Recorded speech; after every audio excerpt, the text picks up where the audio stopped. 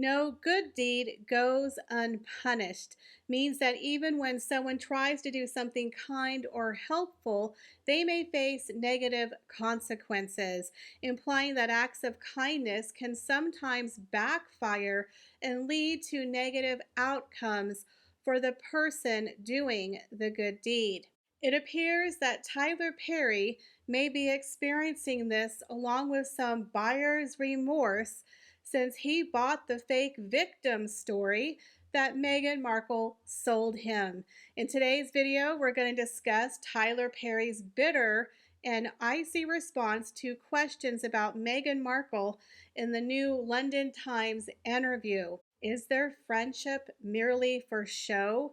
And is it on the rocks? Is Tyler Perry distancing himself from the moocher of Montecito herself, Meghan Markle, and has their friendship changed? You guys, we have a lot of juicy royal daily tea to get through today, so you know what to do. Sit back and relax, grab yourself a beverage, and let's get into the royal daily tea.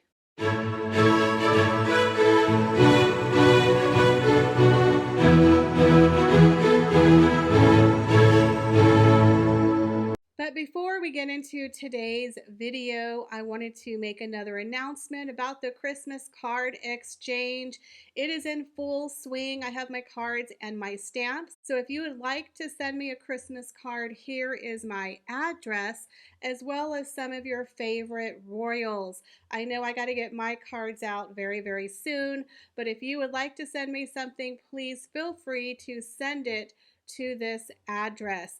And speaking of Christmas cards, King Charles and Queen Camilla have officially released a beautiful portrait for their Christmas card. So hopefully, if you write to them, maybe you will receive this card in the mail. I know I would be super excited if I received a photograph from the Prince and Princess of Wales, and of course, from King Charles and Queen Camilla. Now let's get into today's video. So as I mentioned in my previous video where Meghan Markle literally hijacked Tyler Perry's red carpet event, there was a little bit of weird body language, in my opinion, between Tyler Perry and Meghan Markle. He didn't seem as happy and overjoyed with her the way that she was kind of playing it up for the cameras. In my opinion, Meghan Markle was putting on quite the performance. Again, very much a Norma Desmond imitation.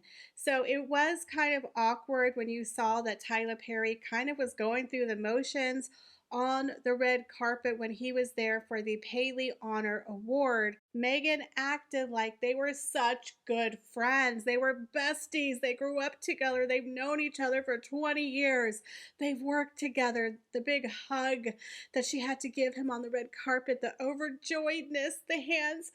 Oh my God, Tyler.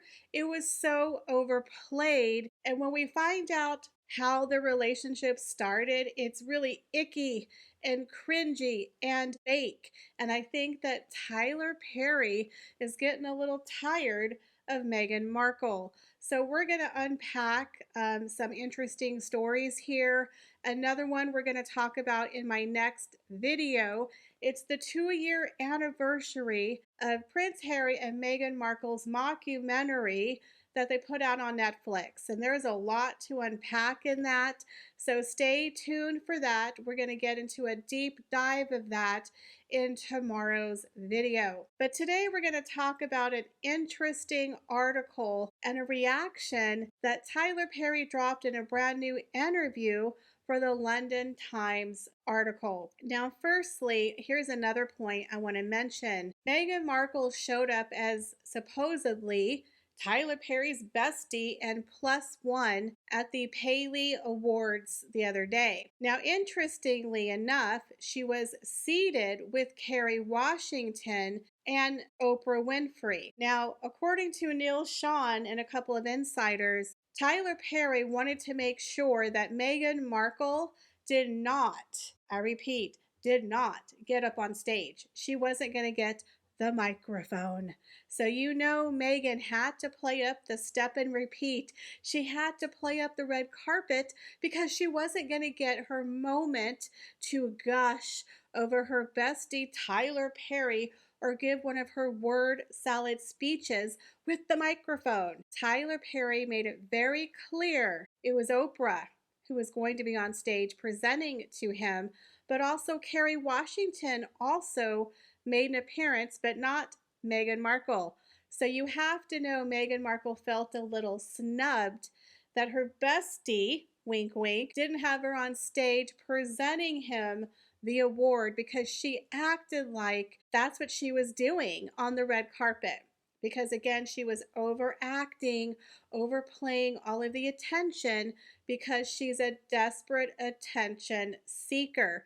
Now, another interesting tidbit that, in my opinion, kind of reveals the real state of their friendship. Now, in Hollywood, you have a lot of fake friends, you have a lot of associates, friends of friends, yada yada, neighbors, etc. I don't believe that Meghan Markle and Tyler Perry are besties.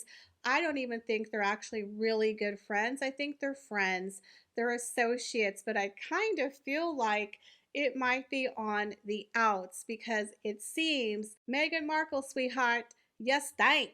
Yes, thank. You're like 3-day-old fish left on the counter. After a while, people are like, oh my God, she stinks. Like she just takes over, she engulfs everyone, and she makes it about herself.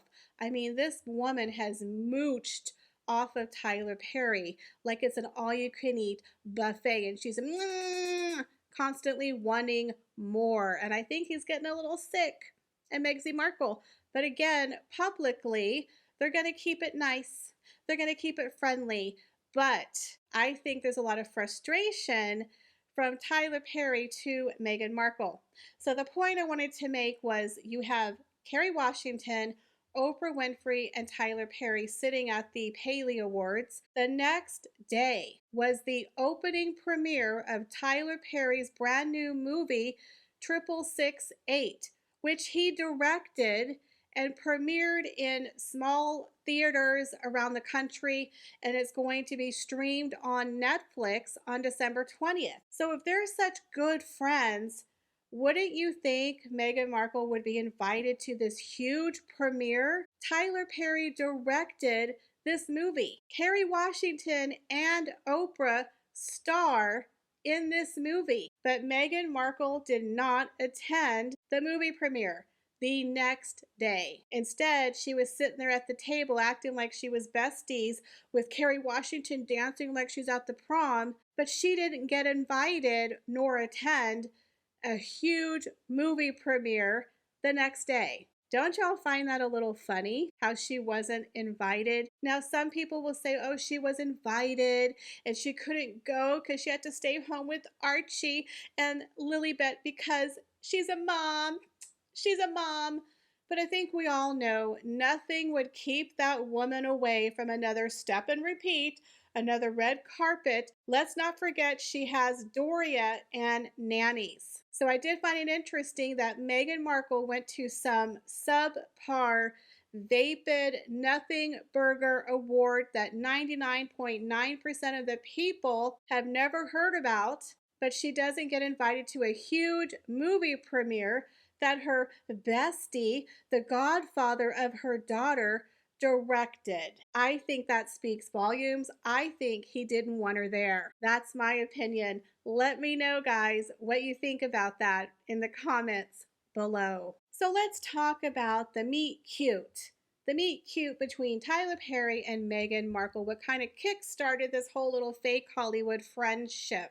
Okay, so we're going to use the Cliff Note version, so forgive me if I don't have all of the details, but we're just going to Cliff Note it. So apparently, after Meghan Markle married into the royal family, Tyler Perry felt sorry for the 43%-year-old Nigerian princess.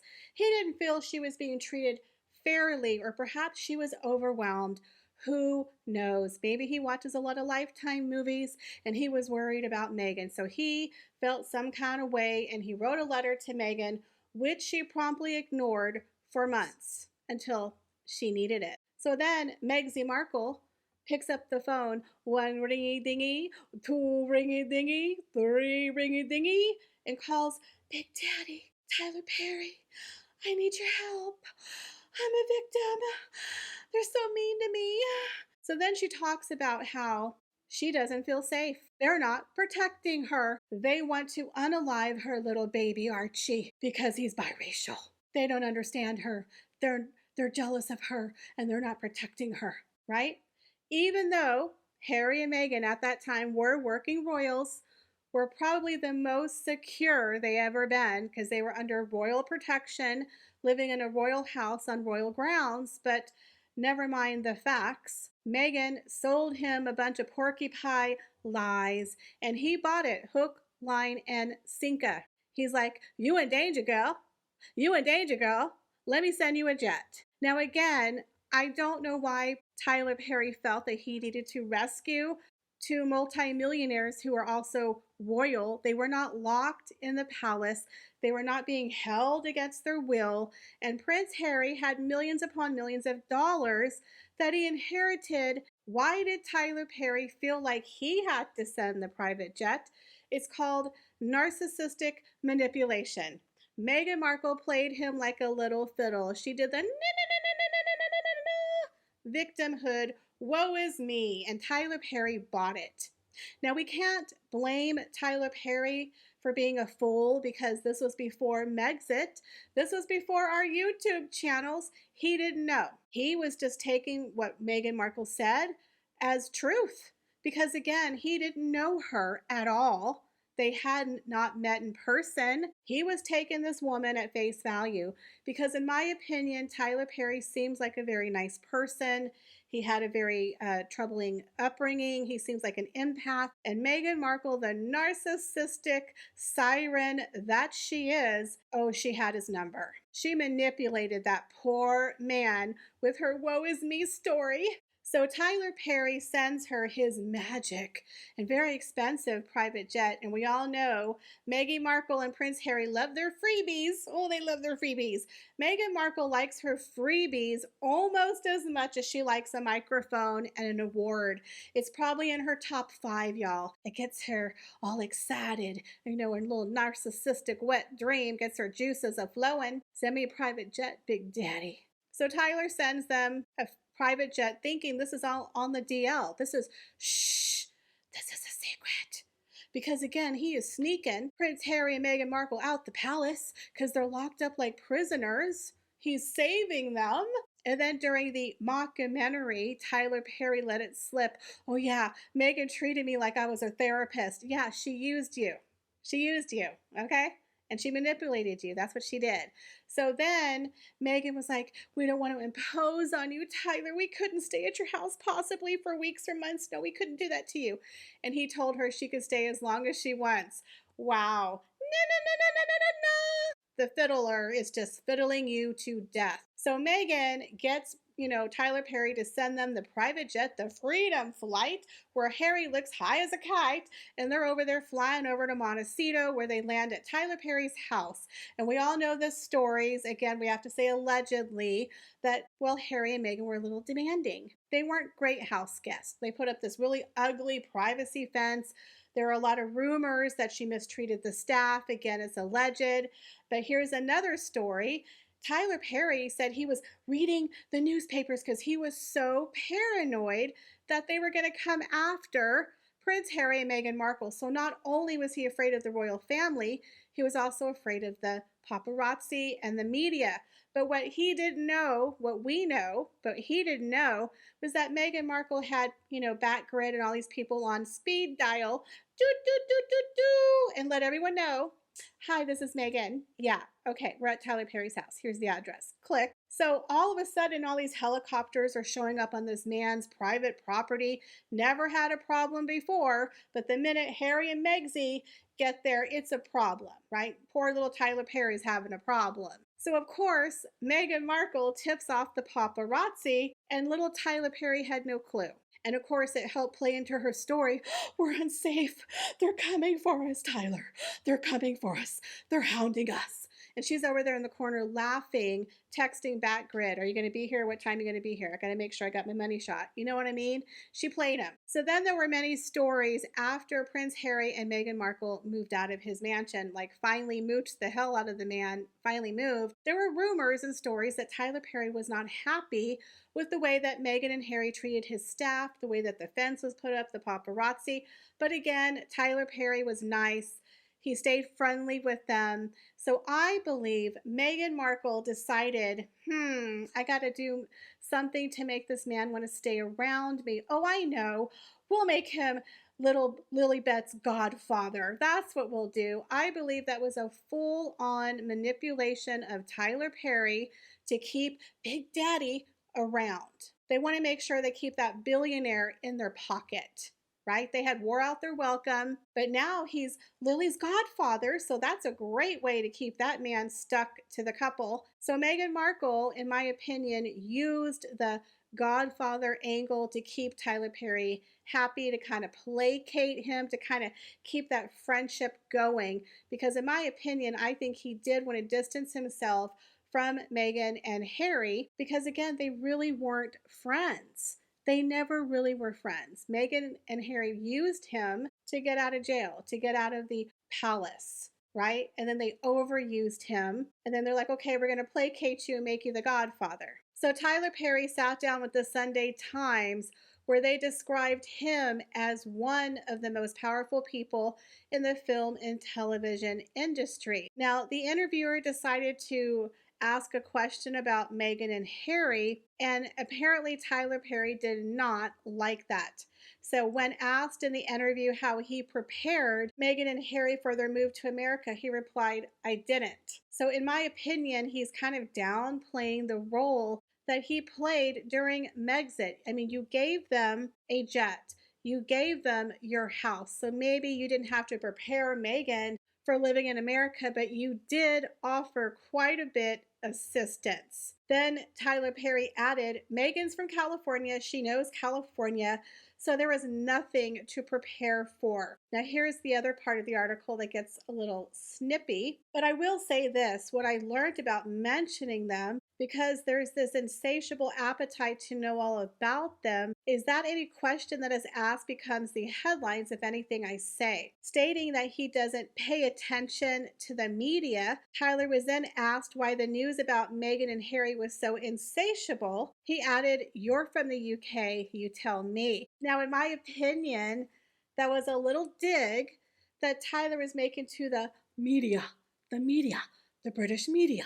You know, Harry, who's always saying that the British media is insatiable and they're terrible. So again, Tyler Perry's drinking the Kool-Aid a little bit there. I would say the United States is just as curious because they're constantly in our faces. So the publication then stated that during the chat, Tyler became very agitated and it was clearly time to cut to the next scene, as he was, quote, not in the mood to discuss his relationship with Meghan. Now, what I do find a little bit interesting is that Tyler didn't tell the truth, because if you remember in his meet cute moment, Tyler was concerned about Meghan Markle and her portrayal in the media. That's why he originally sent her a letter. So if you don't watch the media, then how did you even know that Meghan Markle was overwhelmed? She's mistreated, because you don't keep up with the news stories, but clearly you did. So you kind of lied there. You kind of contradicted yourself, Tyler. Why is he so agitated? He could have said, oh yes, I was so happy to help them. You know, they didn't need much guidance, but I'm just so happy that I could lend them a plane. I could lend them a safe place to land. And you know, I'm the godfather of Lilibet. You know, they're such wonderful people. But he didn't.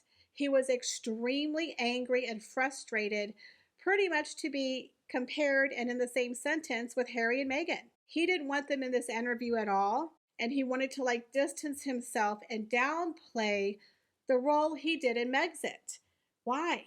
If she's your bestie, why would you care? Why is that offensive? So in my opinion, I think he's getting a little tired of Meghan Markle and Prince Harry, the moochers of Montecito. He has done a lot for them. He's thrown her a bone occasionally. She was a +1 at his award ceremony where she hijacked the red carpet. Now he's being asked about her in an interview. I think he's over Meghan Markle, and he realizes that, associating with them, he's going to get all the negative press. And I think he's over it. So, what do y'all think? Do you think that there's some issues with Tyler and Meghan Markle's friendship and why she wasn't invited to the movie premiere, his body language, and now his frosty response when being asked very basic questions about his role in Megxit? Let me know what you guys think. Leave me your comments, guys, down below. As always, I appreciate each and every one of you, and we're getting close to 40,000 subscribers. So if you enjoyed today's video and you have not yet subscribed, I hope you will hit subscribe and the notification bell. I would love to have you as a subscriber, and I hope to see y'all in the next video. Bye, guys.